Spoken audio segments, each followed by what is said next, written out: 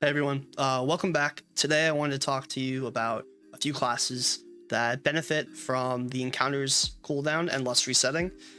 They might add more to this list, which would change my top 4, but for now, this is currently what is banned.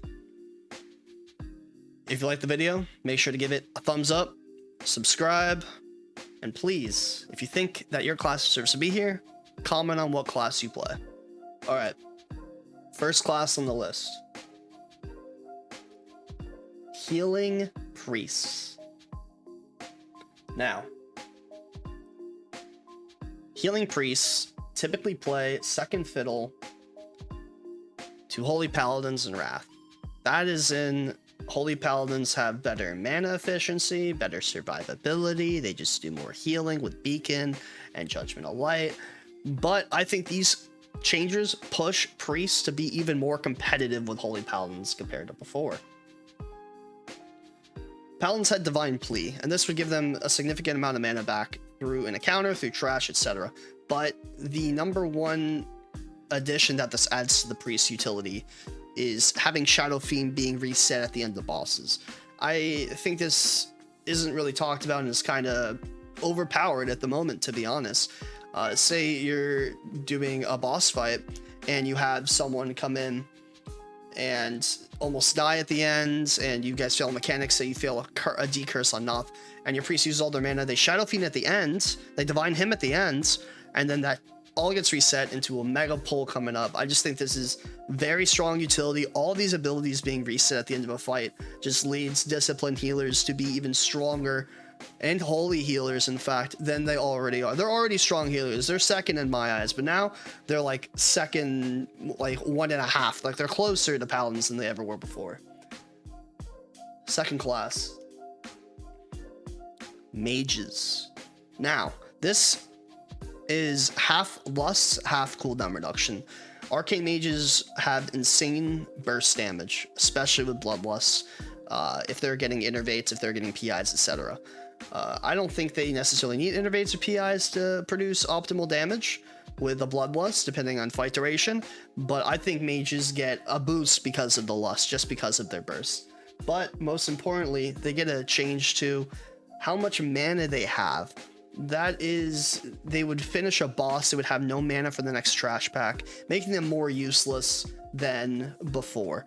But with an Evo at the end of a fight, you have full mana going into the next trash pack, and it's reset on top of that, on top of the cooldown duration already being, or on the CD of Evo already being reduced. So Arcane Mages are in a great spot with these changes. Third, can't make a list without them. You can't go anywhere without someone talking about them.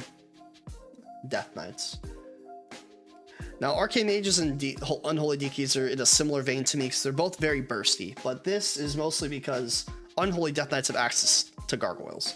Now, Gargoyle snapshots your haste. Death Knights will look for black magic procs off their weapon.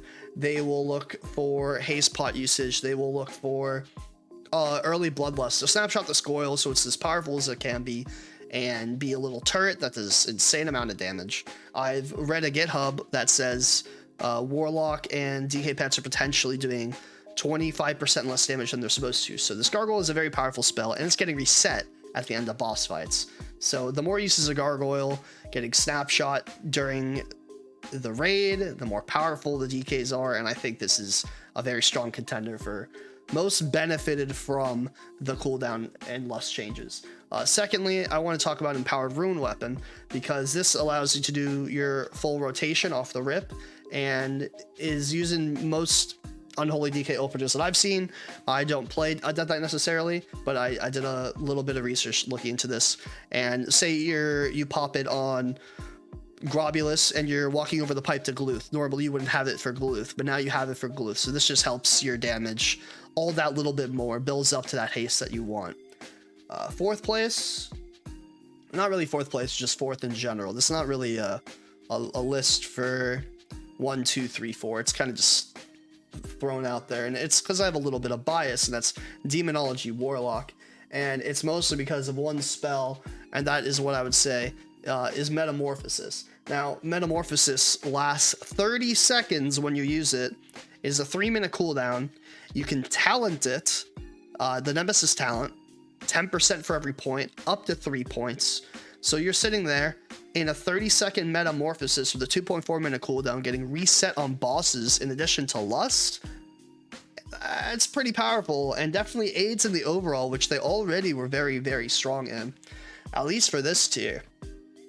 Now imagine you have this 30-second cooldown. You could use this at least 30 times in like an hour-and-a-half raid, probably a lot more, finding more spots to utilize.